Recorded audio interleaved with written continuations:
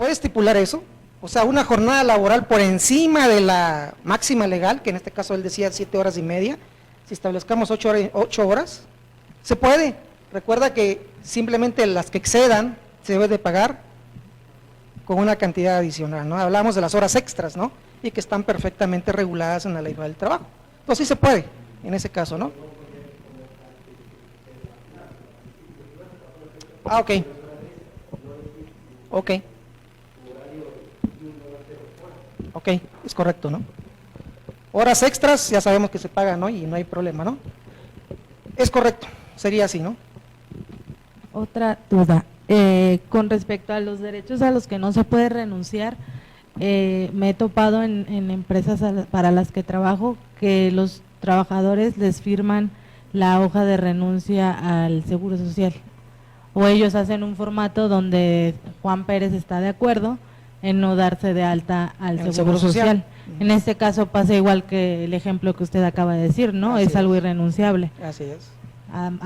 Más adelante podemos tener consecuencias por eso. Así es, efectivamente.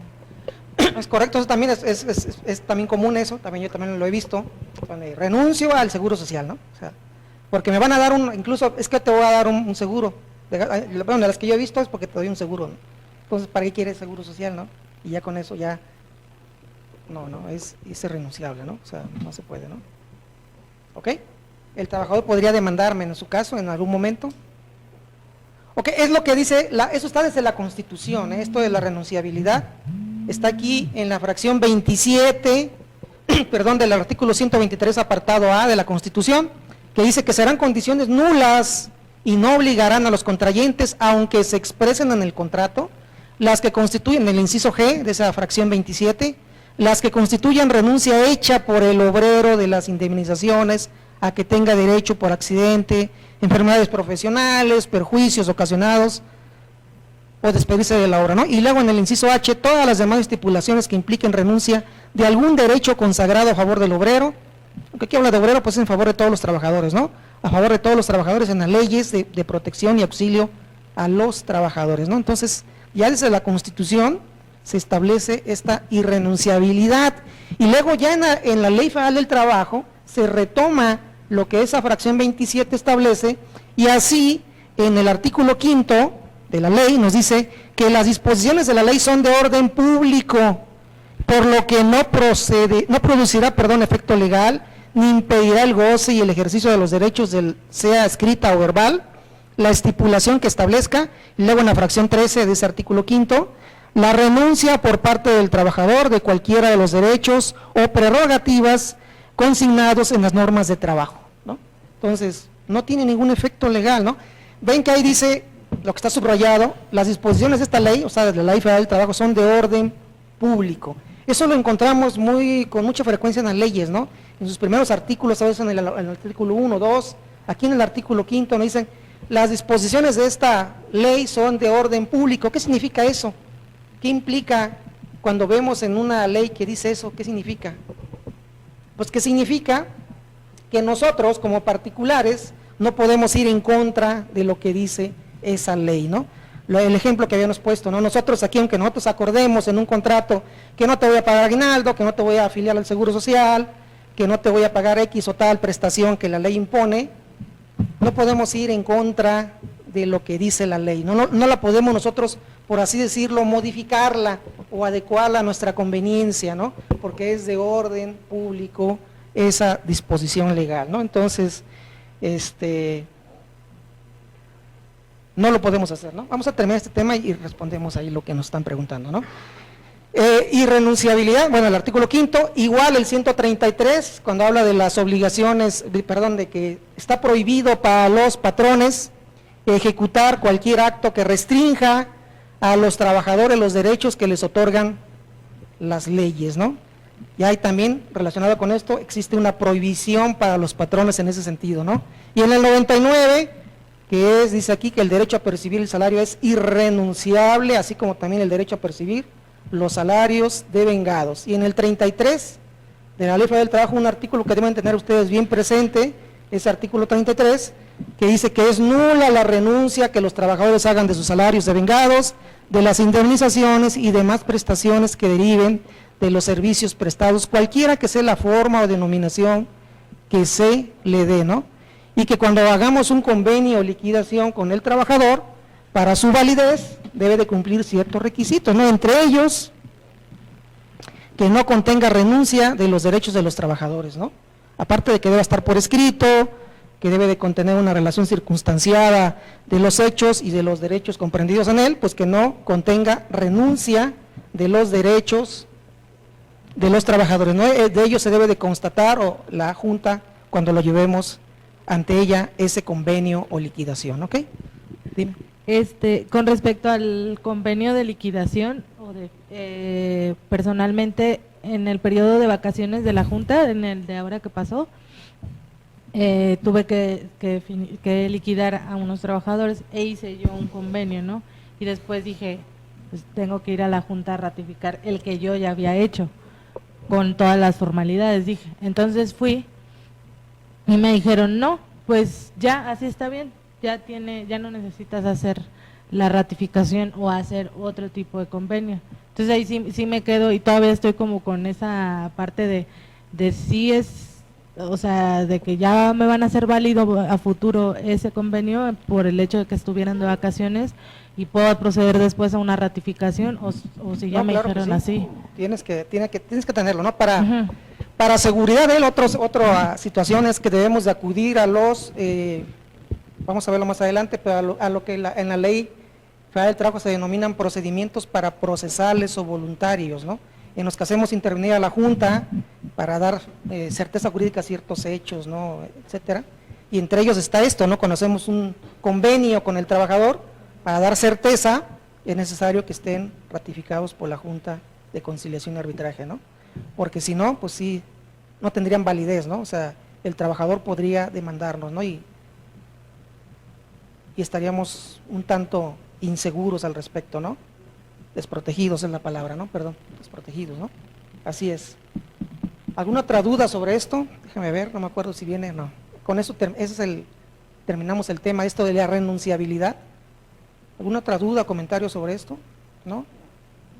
Bien, vamos a dar respuesta o comentar lo que nos preguntan nuestros amigos aquí por internet. Armando Alberto Bernal, de Juliacán, dice, cuando el trabajador acuerda descuentos en el banco para pago de autos, casas, planes vacacionales, inversiones, etcétera, ¿quedo exento como patrón si él lo consintió al banco?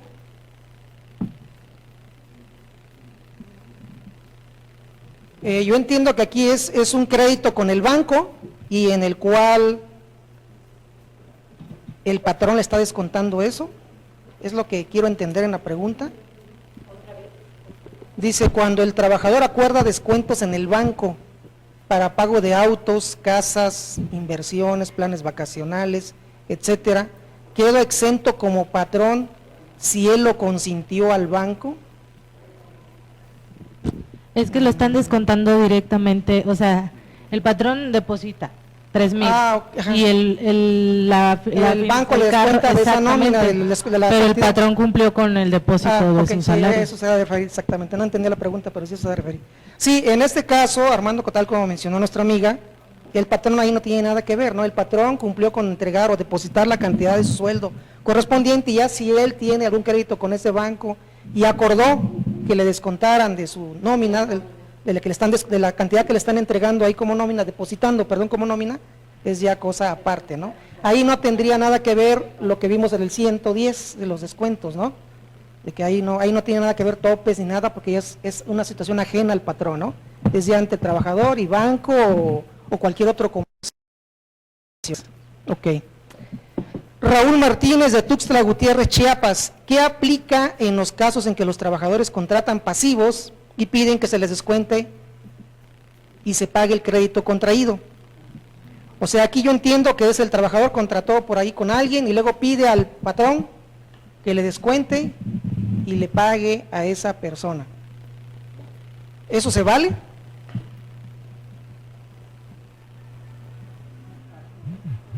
Ya sí entendí la pregunta.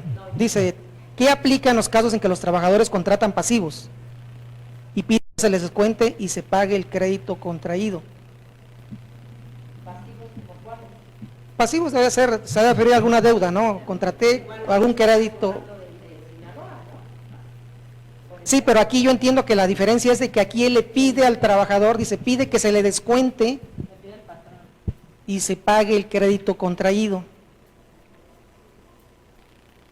Yo así entiendo, a menos que sea lo mismo de arriba, pero yo entiendo que aquí es como que le quiso dar, de que yo le pedí al patrón de que me descontara y que él le pagara a la persona a la que yo le pedí prestado, ¿no?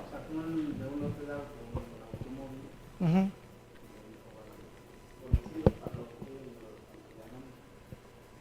¿Eso se vale? No. Depende.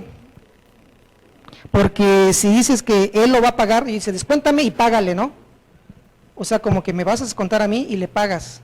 Entonces yo lo vería como una especie de crédito, pero ya con el patrón.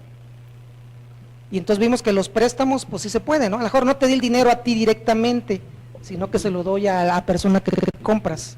Acordamos de que en lugar de que me lo des a mí para yo comprarme X, págale ya directo a aquel, ¿no? Y descuéntamelo. Habría que darle la formalidad de préstamo, ¿no? Para que así pudiera estar acorde con la legislación laboral, ¿no? Es un préstamo, pero tendría que respetar el tope que ya hablábamos, ¿no? Del 30% de la diferencia entre su salario y el salario mínimo, como máximo a descontar, ¿no? Que no vaya a rebasar esos topes, ¿no? Sería bueno que Raúl nos aclarara, ¿no? ¿A qué se refería? Si estamos en lo correcto o se refería a lo que había preguntado la persona de Culiacán, que si es que un crédito con un tercero y que le descuenta de lo que le depositó el patrón, ¿no? Que ahí pues el patrón no tiene nada que ver, ¿no? Es válido, ¿no? Y si es como dijimos, de que le pedimos al patrón de que él nos descuente y le pague a la persona a la que le pedimos prestado, pues así como tal, no está permitido, pero si le damos la vuelta y lo manejamos como un crédito del patrón hacia él, pues sí, nada más habría que cuidarlo de el porcentaje, ¿no? Que no exceda. Y básicamente aquí es como protección del patrón, ¿no? O sea, de que el trabajador en algún momento no pueda hacer una demanda y que pueda tener un problema el patrón, ¿no? Jacqueline Hernández de Guadalajara dice, el descuento de acuerdo a la fracción primera es por cada concepto, es decir, puedo aplicar por cada error y o pérdida que se actualice sin límites por nómina. Buena pregunta. El artículo 110, el que estábamos por acá atrás, en la primera fracción habla de pago de deudas por el patrón por anticipo, errores, averías, pérdidas y demás. Entonces ella dice, el descuento de acuerdo a la fracción es por cada concepto, es decir, si un trabajador tiene un crédito, yo le presté dinero y luego aparte en una nómina le pagué de más, entonces ya me debes ahí que te pagué de más y luego para colmo perdiste eso y también te lo voy a descontar, ¿no? Entonces dice, como dijo ella, ese descuento, es decir, puedo aplicar por cada error y o pérdida que se actualice sin límites por nómina, es en total.